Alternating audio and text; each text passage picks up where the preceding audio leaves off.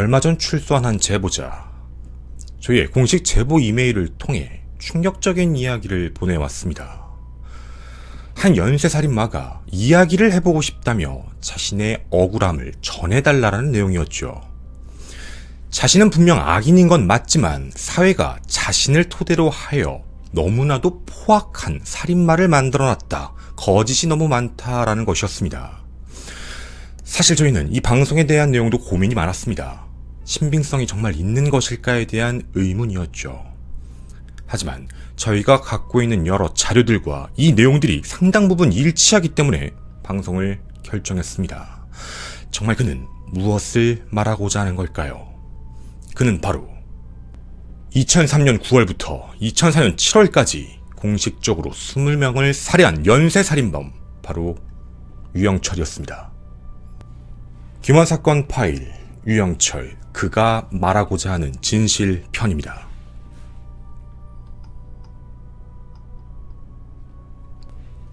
유영철, 아마 많은 분들이 그 이름에서도 섬뜩함을 느끼실 것 같습니다.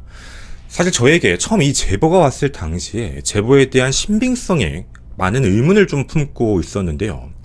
내용은 이러했습니다. 정확한 통화 내용으로 저희가 확인을 좀 해봤는데, 자신이 절도죄를 짓고 교도소에서 잠시 복역을 하고던 도중에 유영철을 알게 되었고, 유영철이 평상시에 좀 관심 있는 분야에 대해서 여러 이야기를 나눴다라고 이야기를 했습니다.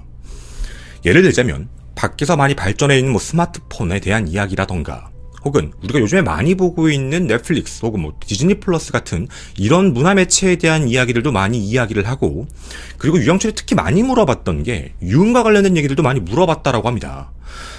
나이가 좀 젊었다 보니 이런 내용들을 잘 전해주면서 어떻게든 호감을 좀 사게 됐고, 결국 이들은 조금 친해졌다라고 이야기를 했는데요. 어느 날 유영철에게 이런 이야기도 했다고 합니다. 요즘엔 유튜브라는 게 굉장히 커지고 발전돼 있다라는 내용이었죠. 이 유영철은 그 내용을 들어본 적이 있다라고 전했다고 합니다.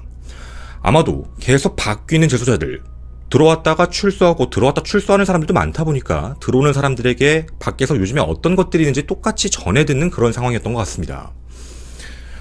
그렇게 이야기를 하다가 좀 친해졌을 무렵 유영철이 문득 이런 이야기를 했다고 합니다.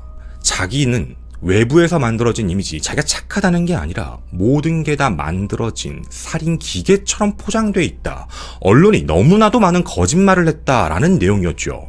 그래서 그게 어떤 내용인지를 들어봤는데, 예를 들자면 자기가 라면을 싫어한다더라, 라면을 못 먹는다더라, 이거 거짓말이다 라는 내용이었죠. 너도 보지 않았냐 나 먹는 거, 이런 식입니다. 그렇게 언론이 잘못 보도를 했다라는 내용들을 하나하나 조목조목 이야기하며 자기가 마치 이상하게 포장되어 있는, 마치 살인의 대명사처럼 포장된 그런 내용에 대해 억울함을 느끼고 있었다라는 내용이었죠. 이런 내용들을 이야기하다가 유튜브에 대한 내용을, 요즘에는 많은 사람들이 유튜브를 보고 있고 거길 좀 신뢰를 많이 한다라는 이야기를 했을 때 유영철이 이런 이야기를 했다고 합니다. 혹시 너는 유튜브 하는 사람을 알고 있냐라는 내용이었죠. 당연히 저와는 일면식이 없었지만 검거 전에도 저의 방송을 좀 봤던 사람이라 김원TV라는 사람이 있다라는 정도의 이야기를 했는데, 그쪽의 답은 이랬답니다. 들어본 적이 있다. 제 방송을 봤다라는 뜻이 아니라 어떤 재소자들 같이 이야기를 나누다가 유튜브에 이런 영상이 있는 걸 봤다라는 식으로 저는 이해를 한 상황입니다. 그랬더니 그 이후에 갑자기 그럼 혹시 그 사람에게 자기 이야기를 전해줄 수 있느냐라고 얘기를 했고, 나가게 되면 할 수 있게 하겠다 정도로 이야기를 마무리했는데, 출소를 앞두고 나서 자신에게 종이 한 장을 줬다고 합니다. 가능하면 이 내용을 그 사람에게 전해달라라는 내용이었죠. 사실 제보자는 출소란 직후에 이걸 잊고 살고 있다가 보낼까 말까를 고민했다라고 합니다. 근데 갑자기 생각이 나서 설 연휴 기간 동안에 그걸 타이핑을 직접 쳐서 저에게 내용을 보낸 것이었죠. 그런데 타이핑에 대한 게 사실 저한테는 문제였습니다. 차라리 썼던 글이거나 편지였으면 정확하게 적혀있는 사진을 보고 판단해 볼 수 있겠는데, 글로 타이핑을 쳐서 보냈다라는 문제 때문에 이게 정말 실제 글이 맞을까라는 의문점이었죠. 물론 달라는 요청을 한 상황인데 방송을 찍는 지금까지는 아직 오지 않은 상태입니다. 그러면 거짓말이 아닐까라고 생각을 하실 수도 있을 것 같습니다. 헌데도 제가 이 방송을 진행하는 이유는 매우 단순합니다. 여러분 혹시 백서라고 들어보신 적 있으신가요? 한 방송사에서도 백서를 일부 유출시킨 사례가 좀 있었습니다. 백서라는 건 강력 범죄 혹은 참사 같은 사건들이 발생을 했을 때 이걸 연구하고 두 번 다시 반복되지 않게 하기 위해 나중에 들어오는 경찰관들을 학습시키기 위한 도구로 책으로 만들어내는 것인데요. 우리가 알고 있는 많은 강력범죄자들의 이름이 들어간 그런 백서들도 실제로 존재합니다. 지금 여러분이 보신 이건 바로 유영철 연쇄살인 사건의 수사 백서입니다. 총 434페이지짜리로서 절대 외부에 공개할 수 없는 사진자료 및 그리고 당시 수사 기록들과 재판 기록까지 모두 자세하게 정리가 되어 있죠. 제가 오늘 이걸 공개하겠다는 게 아닙니다. 공개하면 안 되는 내용이기 때문이죠. 그런데 제가 방송을 결정하게 된 이유를 말씀드리며 이 백서를 보여드린 이유가 있었습니다. 본인이 아니면 알 수 없는 진술 내용들이 저에게 온 글에 적혀 있었다라는 겁니다. 만약 정말 본인이 보낸 게 맞다면 그 사람이 생각하고 있는 자신의 주장, 그 내용이 어떤 것인지 여러분에게도 묻고 싶었습니다. 그리고 그 안에서 과연 그가 정말 진실을 말하고 있는 것인지 거짓을 말하고 있는 것인지도 확인해보고 싶었죠. 예를 들자면 한 방송에서 이런 내용이 공개가 됐었습니다. 나는 권일용 프로파일러, 표창원 프로파일러를 만나본 적도 없다 라는 편지를 보내 한번 이슈가 된 적이 있었죠. 거짓말입니다. 여기에 적혀 있습니다. 분명 그분들은 만나서 조사를 했습니다. 자기의 기억이 없는 건지 아니면 일부러 그런 거짓말을 하고 있는 건지는 알 수 없죠. 아무리 유영철이 보내왔다라고 하더라도 그 내용을 전체를 믿을 수 없습니다. 분명 그 내용 안엔 거짓말이 존재할 가능성이 높기 때문이죠. 과연 자신을 어떻게 포장하는 것인지 하나씩 살펴보도록 하겠습니다. 여러분은 이곳이 어딘지 알고 계신가요? 지금은 사라졌습니다. 서울 마포구 노고산동의 한 오피스텔 203호, 바로 유영철이 살인을 저지르고 시신을 배송했던 바로 그 집입니다. 보증금 400만원, 월세 35만원의 자그만 7평짜리 방이었죠. 실제 이 집 내부는 굉장히 잘 정돈되어 있었습니다. 침대 커버 하나도 흐트러짐 없이 제대로 정리정돈이 되어 있었죠. 당시 수사기록에선 이런 내용도 적혀 있었습니다. 정말 여기가 살인사건이 발생된 곳이 맞을까라고 의심이 갈 정도였다는 것이죠. 하지만 화장실 내부에 루미놀 반응을 검사했을 때 경악을 했다라고 적혀 있습니다. 너무나도 끔찍할 정도로 많은 혈액, 차라리 혈흔이 없는 부분을 찾는 게 더 빠를 정도였다라는 내용이죠. 일각에도 많이 알려져 있는 내용입니다. 이 작은 방 안에 피해자들을 초대합니다. 그리고 항상 화장실에 들어가서 샤워를 해라라고 말하며 자신만의 삶의 경계선을 만들어 놓습니다.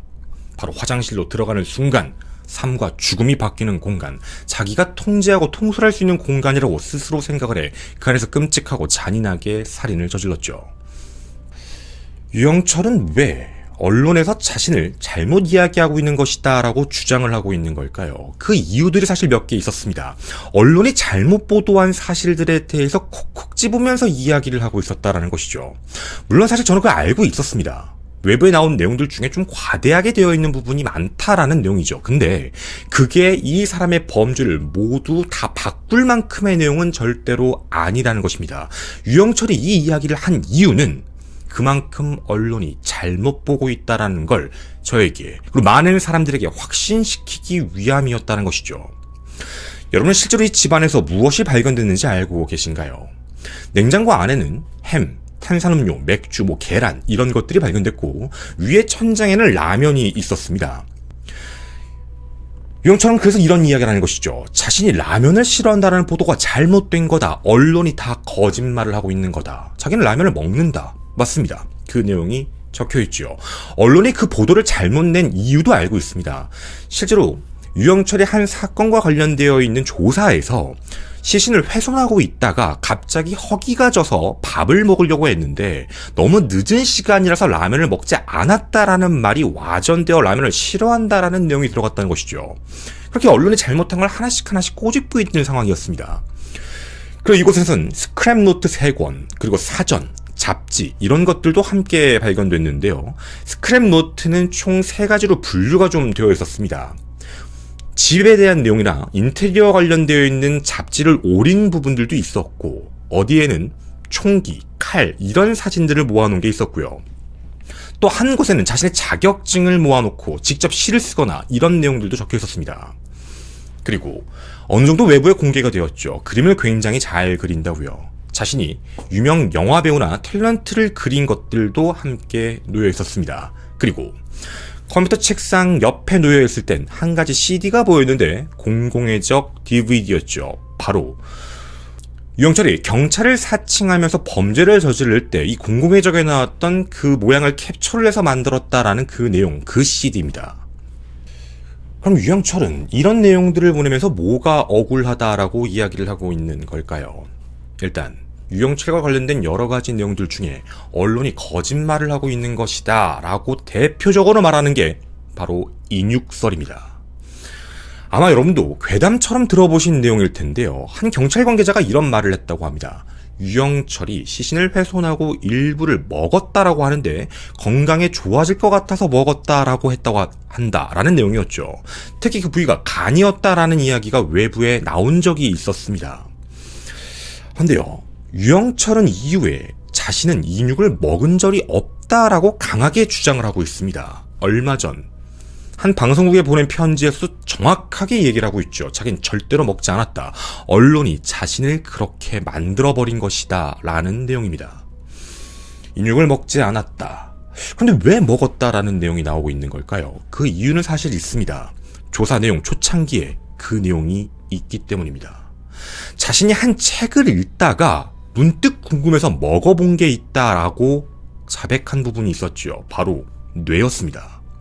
자신의 뇌를 먹어봤다라고는 초기에 진술을 했는데 어느 순간부터는 먹지 않았다라고 바꾸고 있죠. 중요한 건 먹었는지 아닌지 알 수가 없다라는 겁니다.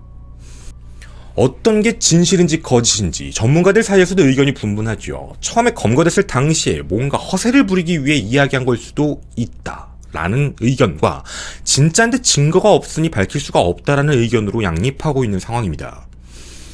그런데 자신은 이제 아니다라고 주장하고 있는 그런 상황, 자기가 초기에 얘기했던 걸 기억 못하고 있는 걸까요? 아니면 왜 말을 바꾸고 있는 걸까요? 언론이 거짓말을 하고 있는 것이다 라고 주장하고 있지만 실제로 본인이 얘기한 적은 있었다라는 겁니다. 두 번째 주장입니다. 앞선 이유와 마찬가지로 언론이 자신을 일부러 살인마로 극대화시켰다라는 내용입니다. 해머를 작게 축소해서 자신의 무기로 들고 다녔다. 그 이유가 있었습니다. 유영철은 실제로 칼을 가지고 동물을 한번 공격을 해봤는데 도망치는 걸 보고 나서 칼로는 바로 사람을 죽일 수 없다라는 사실을 알게 됐다고 합니다.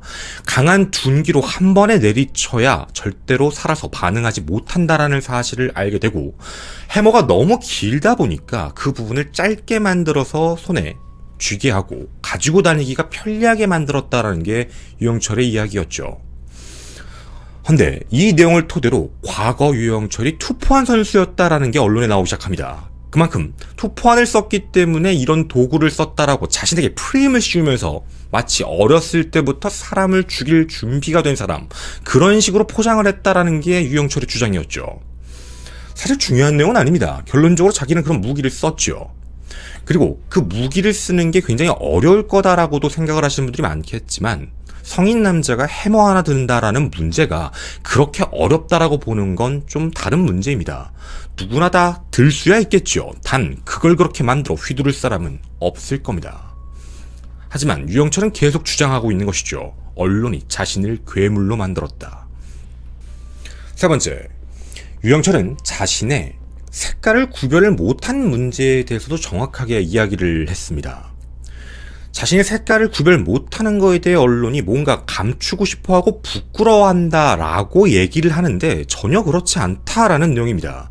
자신은 도리어 이걸로 득을 본 경우가 많다라는 내용이었죠. 과거에는 그것 때문에 자괴감에 빠진 게 맞았지만 어쩌면 하늘이 내린 축복일 수도 있다라는 생각을 했다는 겁니다.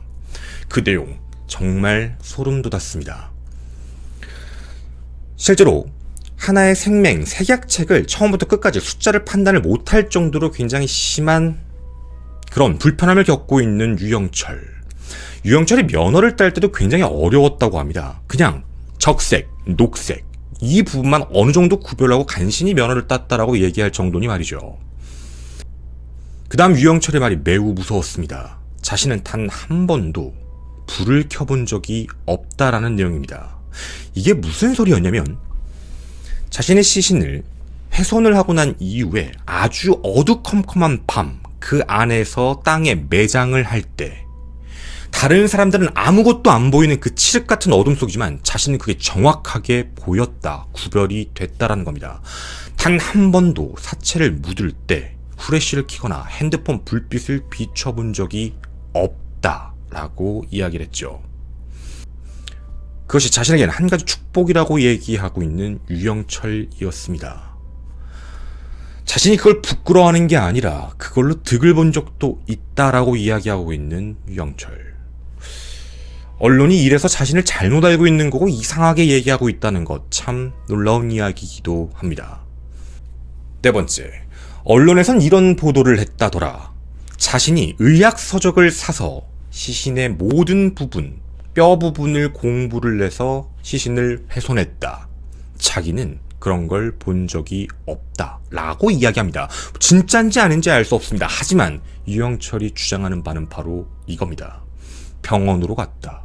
이유는 자신이 인터넷으로 검색을 해봤는데 실제 뼈 사진이 정확하게 나와 있는 게 없어서 병원에 가 몸 전체가 다 아프다라고 주장하며 엑스레이를 전부 다 찍어달라고 요청을 했고, 그 엑스레이 기록을 그때 당시에는 CD로 달라고 하면 줬고, 그걸 자신의 컴퓨터 웹 디자인으로 옮겨서 골절 하나하나를 전부 공부를 했다. 그리고 나중엔 칼을 딱 2번만 대면 정강이를 자를 정도로 숙련이 되었다라는 게 유영철의 주장입니다. 유영철의 범죄 수법, 이렇게 이야기를 해보면 우리는 한 가지 결론에 도달합니다. 계획적이고 치밀하게 준비됐습니다. 외부가 잘못 얘기했다고 하는데 마치 지금 저에게 하는 얘기들은 자신이 더 무섭게, 더 치밀하게 준비했다, 잘못 알고 있는 건 얘네들이 일부러 포장지를 씌우고 있는 거다라는 내용이지만 실상 그 내용 자체가 더 잔혹하고 끔찍한 부분들이었죠. 유영철은 보내온 내용에서 특히 이런 말들을 굉장히 많이 했습니다. 유명한 사건 혹은 유명한 범죄자, 예를 들면 히틀러 같은 사람들을 인용을 정말 많이 합니다. 인용을 하면서 자신과 뭔가 비교를 하며 자기가 이 사람보다는 더 이런 식으로 내용들을 하나씩 이어가고 있었지요. 예를 들자면요, 자기는 자신이 원래 함께 살았던 아들까지 함께 낳았던 그 전 부인을 매우 사랑한다는 말을 반복합니다. 지금도 매우 그립다라는 말을 반복하고 있지요. 자신의 일생에서 가장 사랑했던 사람이다라고 주장을 하고 있습니다. 근데 여기에서 좀 배치가 되는 부분들이 사실 있습니다. 여러분 혹시 알고 계신가요? 유영철은 과거 자신의 아내를 먼저 죽이려고 한 적이 있었습니다. 이런 살인을 저지르기 전에 말이죠. 근데 이 내용에 대해 유영철이 뭐라고 진술했는지 알고 계시나요? 전쟁에 나가는 장군처럼 질 걸 각오하고 질 수 있다라는 생각, 나중엔 가족들이 분명히 학대를 받을 것이니 가족들을 내 손으로 죽여야 되겠다라는 생각을 했다는 겁니다. 근데 이걸 못했다라는 내용이 외부 매체에 나왔을 때는 아들 때문에 못했다라는 이야기가 나오게 되는데 사실은 그런 내용이 아니었다라고 주장을 하는 것이죠. 그러면서 자신이 살인을 저질렀던 내용에 대해 꼭 이야기를 하고 싶다라는 부분이 있었습니다. 자기는 사람을 죽인 게 아니다라는 말이죠. 자기가 악마 같고 악랄한 범죄자는 맞지만 외부에서 얘기하는 대로 그냥 부유층 싫어서, 여자가 싫어서 그렇게 죽인 게 아니라 자신의 살인을 저지른 진정한 동기는 대한민국 전체에게 보여주기 위해서였다라는 말도 안 되는 궤변입니다. 자, 이게 사실 이유가 좀 있습니다. 유영철이 당시에 몸을 함부로 놀리고 다니는 사람이 더 이상 없었으면 좋겠다라고 이야기하며 남자들을 가지고 노는 사람들을 골라 죽였다, 남자들을 돈으로 보는 사람들을 골라 죽였다라고 이야기를 하게 됩니다. 그 이후에 대한민국 인터넷 댓글에는 이런 말들이 있었습니다. 유영철이 이런 행동을 한 부분은 잘못됐지만, 살인은 잘못됐지만 분명 이런 부분은 고쳐야 된다라며 남녀의 편가르기가 시작됐던 것이었죠. 그런 생각하셨던 분도 혹시 알고 계신가요? 유영철은 바로 그런 사람들의 힘을 얻고 지금까지 오고 있습니다. 자신의 말을 믿어주고 자신의 생각을, 자신의 의견을 받들어주는 사람들이 필요한 상황이었다는 것이죠. 그러면서 점차적으로 자신의 생각을 많이 변화해 가고 있는 상황입니다. 유영철은 자신이 죽인 사람들에 대해서 이런 이야기를 했었습니다. 아까 보셨던 그 깨끗하게 정리되어 있던 원룸, 그 안에 함께 살았던 동거녀도 있었습니다. 그리고 그 동거녀 중에 한 사람이 사망했을 때 이름이 동명이인이라서 한번 난리가 난 적이 있었던 사람도 있었죠. 근데 그 피해자는 어쨌든 동명이인이었는데 나중에 경찰 조사 이후 언론 보도에 나왔을 땐 이런 내용이었습니다. 자신과 함께 동거녀로 살고 있다가 자신을 버리고 도망친 거에 대한 분노. 그런데 나중 한 여성을 집에 불렀는데 이름이 똑같아서 더 잔혹하게 살해했다라는 내용들이 외부에 나왔었죠. 근데 이 내용에 대해서 유영철은 부정하고 있습니다. 잔인하게 살해한 걸 부정하는 건 아닌데 그 내용이 아니었다. 책임을 따지고 보면 그 여자가 잘못된 것이다 라는 내용이었죠. 그 여자가 자신을 말로써 죽어가게 만들었고 자신의 성기에 대한 문제를 이야기하며 모든 인성까지 빼앗아간 정말 잔인한 사람이었다. 즉 그 사람은 죽일만 했다라는 내용이었죠. 그래서 경악하고 분노스럽게 살해를 했다라는 내용입니다. 혹시 이런 내용을 들으시면 그럴 수도 있다라는 생각이 드시나요? 제가 제일 걱정되는 부분은 바로 이 내용입니다. 유영철은 초기 검거와 나중에 이야기가 계속 변경이 되고 있습니다. 점차적으로 보완해 간다라는 느낌이었죠. 초기 진술은 굉장히 많이 퍼져 있고 정리가 안 된 내용들이었습니다. 하지만 자신을 따르고 자신들의 생각을 믿어주는 사람들이 나타나자 그 의견대로 모든 사건들을 하나씩 합리화시키다 있는 내용이죠. 그러다 보니 분명 초반 백서의 내용과는 내용이 많이 달라지고 있는 내용입니다. 바로 예를 들자면 이런 내용이었죠. 자기에게 제일 중요한 건 마음이다. 이런 내용을 얘기합니다. 자기가 안 죽였던 6명의 여자는 언론에서 보도를 하지 않는다. 그 여자들은 지금도 아마 밖에 나가서 자기도 죽을 뻔했을 거다라며 안도감을 표현할 거다라고 이야기를 하죠. 자기가 죽이지 않은 이유에 대해선 이렇게 말을 했습니다. 정이 통했기 때문에. 자기한텐 정이 제일 중요했다라고 말을 하고 있습니다. 자, 이 부분을 꼭 기억해 주십시오. 정이 매우 중요해서 정이 든 사람을 죽일 수가 없어 내보낸 것이다. 나머지 사람들은 자신을 돈으로 보고 남자를 이용해서 자신이 얻고자 하는 이득을 취하려고 해서 죽였다라는 내용이죠. 진실일까요? 그런데 그 중에 한 명, 어떻게 보면 진짜 정이 들었을 수 있는 오래 함께 있었던 한 여성이 있었습니다. 그 여자는 왜 죽인 거냐라는 질문에 이런 답을 합니다. 최대한 회피를 했던 건데요. 진술의 내용에 따르면 방 청소를 하던 그 여자가 우연히 그 흉기를 발견했다. 나에게 정을 많이 줬고 함께 살자고까지 얘기했지만 어쩔 수 없이 죽일 수밖에 없었다. 맞는 내용일까요? 변명할 수도 있었습니다. 하지만 사람을 죽이는 결론까지 갔죠. 그리고 혹시 알고 계신가요? 그 피해자의 사체는 못 찾았습니다. 자기가 묻어놓고 어딘지 정확하게 판단을 못하고 있는 상황일까요, 과연?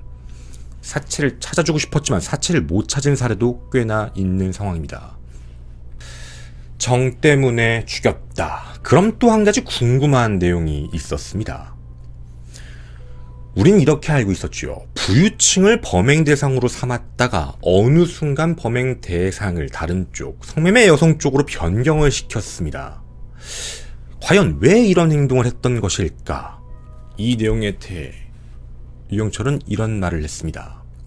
신사동 구기동 사건에서 내가 메시지를 하나 남겨놨다. 왜냐면 그 집안에 현찰로 1억이 넘는 돈이 있었지만 자긴 그걸 가져가지 않았다. 이렇게 남들은 다 집 하나 사기도 힘들고 현찰을 가지기도 힘든 사람들도 많은데 이렇게 호의호식하는 사람들, 부자들을 향한 자신의 분노였다. 평소 성북동에 되게 비싼 주택들도 답사해봤지만 철옹성 같아서 들어갈 수가 없어 그런 안에 후미진 그런 집들만 들어갔다라는 내용입니다. 그런데 한 가지 좀 문제가 있죠. 이건 백서에도 정확히 적혀있는 내용입니다. 해화동의 큰 금고는 분명 망치로 때린 흔적이 있었습니다. 물론 그 뒤에 방화를 저질렀지만 말이죠. 방화를 저지른 이유가 망치로 때리다가 손에서 피가 나서 그 흔적을 지우기 위해 불을 붙였다라고 얘기를 했는데 여기는 왜 금고를 털려고 했는가? 이 내용에 대해선 자신이 강도 사건으로 위장하기 위해서 그랬다라는 내용을 이야기합니다. 돈을 안 가져간 적 없다라는 것도 잘못된 내용입니다. 가져간 경우들도 있었죠. 그럼 뭐가 과연 진실이었던 걸까요? 사건을 분석한 전문가들은 정확히 이렇게 이야기했습니다. 부유층을 대상으로 연쇄적으로 살인사건이 발생하고 있을 그 무렵 유영철의 뒷모습이 찍혔습니다. 경찰은 당시에 고민을 많이 했다고 합니다. 분명 뒷모습만 가지고 사람 제보를 받을 수는 없을 것이다. 하지만 이걸 공개하게 되면 범죄자도 자신의 흔적이 남았구나라는 생각에 추가 범행을 저지르기가 어려워 사건을 해결하는 데 시간을 좀 벌 수 있을 것 같다라는 생각으로 공개를 했었죠. 맞습니다. 유영철은 이 이후에 갑자기 살인 행각을 멈췄습니다. 하지만 그 행각은 전혀 다른 쪽을 향해 갔죠. 왜 성매매 여성을 살해했는가에 대한 질문에선 이런 이야기를 했습니다. 자기와 함께 살고 있던 동거녀가 자신에게 거짓말을 하고 조건 만남을 하고 나중엔 도망쳤다라는 사실, 자기가 그것 때문에 경찰 신분으로 위장해서 업소들에 들어가 자신은 돈을 강취하며 그런 걸 막으려고 했다라는 말도 안 되는 궤변을 하고 있었죠.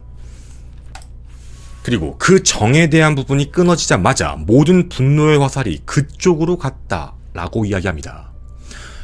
자신은 돈 때문에도, 원한 때문에도, 혹은 성적인 부분 때문이 아니라 대한민국 전체 그 사회에 대한 경각심을 주기 위해 죽인 것 같다라는 내용. 정말 이 말이 맞는 걸까요? 그러면서 이런 말을 했습니다. 자신은 원래 죽이려고 했던 사실이 부유층, 그리고 성매매, 그 이후 토막, 그리고 조폭, 이런 식으로 끊임없이 살인을 저지르는 게 목적이었다라고 이야기를 했죠. 그리고 여기서도 또 하나 어긋나는 진술이 있었습니다. 자신을 살인사건을 저지르기 몇 달 전 자살 시도를 했다. 그런데 그걸 외부에서 보도를 똑바로 안 하더라라는 내용입니다. 자기가 수면 유도제 300알 이상을 먹고 나서 수영을 하러 들어갔다가 이제 그 안에서 익사를 할 목적이었었는데 수경을 가지고 들어간 사실에 대해서는 얘기를 하지 않는다. 자신은 수영을 하면서 힘이 빠지면 자연스럽게 사망할 수 있을 것 같다라고 판단했는데 그게 그냥 도착했다라는 그냥 얼토당토하는 얘기였죠. 근데 나중 진술에선 또 이런 이야기를 합니다. 자신의 살인 계획은 교도소에 있을 때부터였다. 뭐가 맞는지를 모르겠다는 겁니다. 이런 내용들의 대부분의 특징은 자기가 만들어낸 하나의 시나리오를 사람들이 자신을 나쁘게 보고 이상하게 보니까 어떻게든 합리화를 시키는 내용들을 계속해서 만들어가 보다 보니 내용들이 충돌하고 있는 상황이다 라고 보여줄 수밖에 없습니다. 그리고 그는 이런 말까지 남겼지요. 세상에 공개되지 않은 사건들도 있을 수 있다. 물론 이 내용에 대해 많은 전문가분들, 실제 경찰 쪽에서 못 들어본 사실은 아닙니다. 유영철이 자신의 살인의 여주에 대한 부분들에 대해서 약간 딜 아닌 딜을 하고 있다는 것이죠. 자신의 생활을 조금 더 편안하게 하기 위해서라는 겁니다. 근데 아무런 근거도 아무런 증거도 제시하지 못하는 상황이다 보니 수사 전환된 경우는 하나도 없었다는 것이죠. 그러면서 이런 말을 했습니다. 나는 분명 돈을 목적으로 노린 게 아니다. 내가 로또 같은 걸 맞아 돈이 굉장히 많아졌다 하더라도 난 살인을 저질렀을 것이다. 도리어 그 돈으로 더 완벽한 나만의 공간을 만들었을 것이다 라는 소름 돋는 말까지 남겼습니다. 유영철이 하고 싶은 이야기는 도대체 무엇인 걸까요? 저는 솔직히 잘 모르겠습니다. 일각에선 이런 이야기가 있죠. 유영철이 굉장히 똑똑하다. 책도 많이 읽고 글도 잘 쓴다. 네, 뭐 그런 건 부정하진 않겠습니다. 하지만 유영철이 하고 싶은 이야기의 골자는 알 수가 없습니다. 내용이 굉장히 복잡하고 정신없고 특히 과거에 나왔던 수사 기록들과 많이 배치되는 상황이기 때문이죠. 그럼 한 가지 생각밖에 안 듭니다.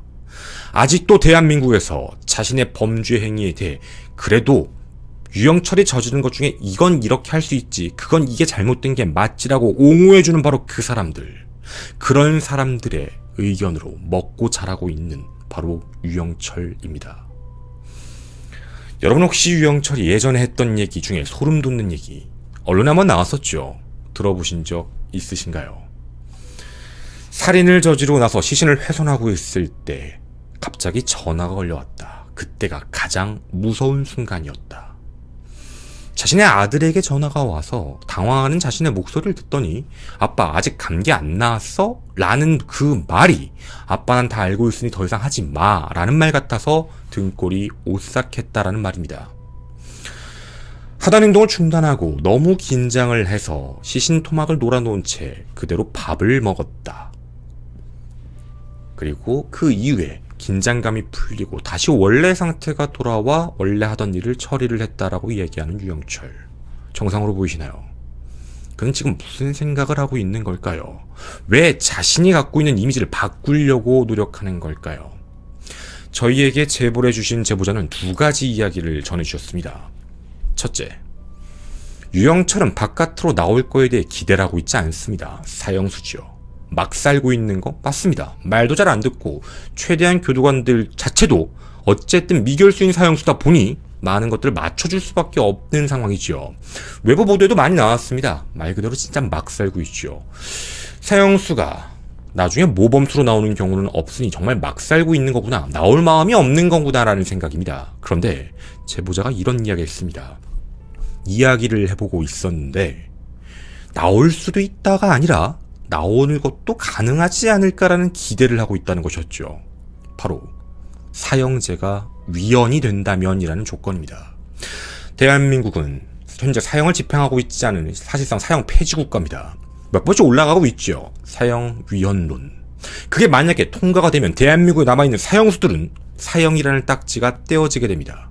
당연히 다시 재판을 받아야 되는 상황이 오게 되죠. 그럼 무기수가 될 수도 있다. 뭐 이런 생각을 갖는 건지도 모르겠습니다. 하지만 이름이 이렇게 알려진 이상, 그리고 백서까지 만들어진 이상 절대 나올 수는 없겠죠. 그래서 두 번째 의미심장한 이야기를 남겼습니다. 자기 생각에는 유영철이 이런 이야기를 하는 이유가 자신의 아들 때문이다. 아들 때문인 것 같다라는 그런 추측이었습니다. 세상이 자신을 돈 때문에, 여자 때문에, 성적인 것 때문에 죽였다. 이 문제로 나오는 게 아니라 아빠는 대한민국 사회를 공격한 거다라는 걸 포장하고 싶다라는 것이죠. 유영철 씨가 이 방송을 또 들을지 모르겠습니다. 어떤 사람을 통해서 말이죠. 저는 감히 단언컨대 이런 생각을 합니다.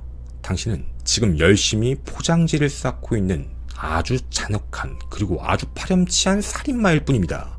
자신의 범죄 행각에 대해서 열심히 포장을 하려고 하지만 모든 증거 그리고 모든 상황은 그렇게 얘기를 하고 있지 않은 것이죠. 자신이 똑똑하다, 자신이 굉장히 많은 지식을 갖고 있다는 걸 뽐내고 싶어하는 일종의 나르시시즘 같은 유영철 씨에게 이런 말을 남기고 싶습니다. 당신은 그냥 사회에서 사라지는 게 정답입니다. 나올 생각 절대로 하지 마십시오. 영원히 나오지 못할 겁니다. 그리고 당신의 아들은 당신이 없는 게 더 좋을 겁니다.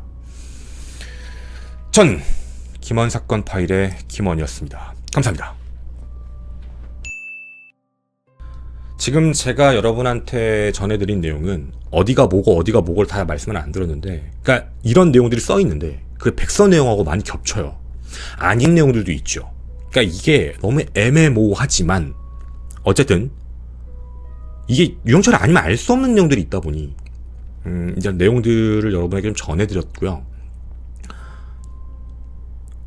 사실 근데 이런 내용은 알고 있었어요. 유영철을 실제로 만났던 분들도 저도 이제 몇 번씩 방송도 같이 했었고 실제로 뵀던 분들도 있으면 항상 제가 여쭤봐요. 근데 항상 똑같이 얘기하세요. 얘는 진짜 그러니까 거짓말을 밥 먹듯이 하는 게 맞는데 그 거짓말을 하는 이유가 있다예요.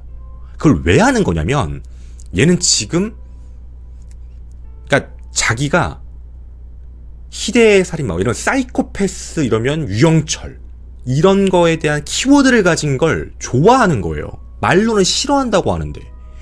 왜냐면 얘는 내면에 약함도 있고 실제로 그렇게 강한 애가 아니에요. 엄청 센 척을 하고 사는 거지. 그게 하나의 상징이 된 거에 대해서 굉장히 나름대로 희열감을 느끼고 있는 애인 거예요. 왜냐면 아무도 자기 못 건드리니까 그 안에서. 유영철은 실제로 그런 말도 많이 했어요. 그러니까 내가 너 하나 죽여도 난 똑같이 사형이야. 그러니까 실제로 그 안에 있는 사람들의 입장에서는 다 무섭죠. 걔가 정신을 놓고 만약에 와가지고 막 찌르거나 이러면은 어떡해. 걔는 진짜 어떻게 보면 현재 법 위에 군림에 있는 상황인 거예요. 얘는 지금 사람을 또 죽여도 어쨌든 얘는 또 무기수예요. 얘는 사형수예요. 뭐 어떻게 할 거야. 형량이야 나오겠지만 사형수한테 형량 때려서 뭐해. 어차피 사형인데. 그러니까 얘는 지금 앞뒤가 없는 상황인 거예요. 그냥. 그러니까 실질적으로 법치국가 대한민국 안에서 가장 법과 관련돼서는 지키지 않고 있는 애 중에 한 명인 거예요. 얘는. 그러다 보니까 얘가 지금 생각을 하는 부분은 자기에 대해서 이상하게. 예를 들면 얘가 뭐 조루라고 하는데 그거 이제 외부에 그거 나간 거 되게 싫어한다고 제가 들었거든요. 그 이제 외부에 보도가 나갔으니까 자기가 뭐 조루다. 그래서 약간 그 성과 관련돼서 얘가 컴플렉스가 되게 심했다고 해요. 그 뭐 여자가 놀려가지고. 근데 이제 그거 가지고 분노를 가졌다는 거야. 그래서 근데 얘는 되게 웃기잖아요. 그런 걸로 해서 이제 분노를 표출했다고 하는데 그 쥐한테 기분 나쁘게 했잖아. 근데 그거를 살해한 거에 대한 의의를 두고 있는 게 뭐냐면 그런 쪽이었던 거예요. 그리고 제가 이거 예전에도 뭐 이거 진술도 받고 옛날에 제보받았던 것도 있는데 실제로 그 오피스텔에 갔던 그러니까 살아남은 6명 중에 한 명이겠죠. 그 사람한테 이제 비공개지만 어쨌든 그 사람한테 연락을 받은 게 옛날에 한 번 있었어요. 그때 제가 그 얘기는 이제 외부에다 안 했었는데 그렇게 물어봤대요. 그러니까 관계와 관련해서 자기가 고민 토로를 했는데 자기는 그랬다. 괜찮다. 뭐 그건 그럴 수도 있다. 그 왜 부끄러운 거냐? 라고 얘기를 했대. 그 사람은. 근데 되게 좋아했다고 하더라고. 안 죽었어요. 대놓고 얘기해줄게. 그러니까 성과 관련된 부분이 어느 정도 뭐 좀 진행이 됐거나 됐잖아요? 그러면 그러고 내가 볼 때 100%라고 했었는데 그러면 안 죽인 것 같아요. 근데 자기를 멸시하거나 놀리거나 뭐 이런 식이면 얘는 그것 때문에 화나서 그냥 죽인 것 같거든요. 근데 얘가 죽인 이유는 너무 그러니까 자기 감정선인 건데 이거를 자꾸 포장을 하면서 뭐 몸을 막 놀리는 사람들이 없었으면 좋겠다. 그러니까 이걸 가지고 얘기하니까 사람들이 또 맞지 그럼 안 되지. 물론 그렇다고 죽여야 되는 건 아닌데 그럼 안 되지. 잘못된 거지. 그건 그거에 대한 법적 처벌을 받아야 되는 거지. 그거에 대해서 막 우와 해주니까 유영철 그거 갖고 살고 있는 거예요. 그러니까 그런 사람들의 의견, 그런 사람들이 자신을 모아해준다라는. 그러니까 그렇게 되면 외부에 나갔을 때 자기가 어느 정도 뭔가 그러니까 이런 거잖아. 그러니까 얘는 지금 내용을 보면 역사의 기록에서 승자가 모든 걸 결정한다라는 거에 대해서 갖고 있어요. 그러니까 바꿀 수 있다라는 거야. 쉽게 얘기하면 자기가 저지른 거에 대해서 이렇게 얘기해서 이거다. 대한민국의 모든 뭐 경찰, 검찰, 뭐 재판부 다 부정하고 잘못됐다. 이런 걸 주장해요. 잘못된 거 있을 수 있죠. 우리가 그런 걸 부정하는 건 아니잖아. 잘못된 거 우리도 잘못됐다고 얘기하니까. 근데 우리가 그 전체 기관을 내가 항상 그래서 얘기하면 안 된다고 하는 이유가 이런 걸 먹고 사는 거예요. 유영철은. 그럼 자기는 그런 식으로 얘기하는 거예요. 봐라. 대한민국 경찰 일 막 한다.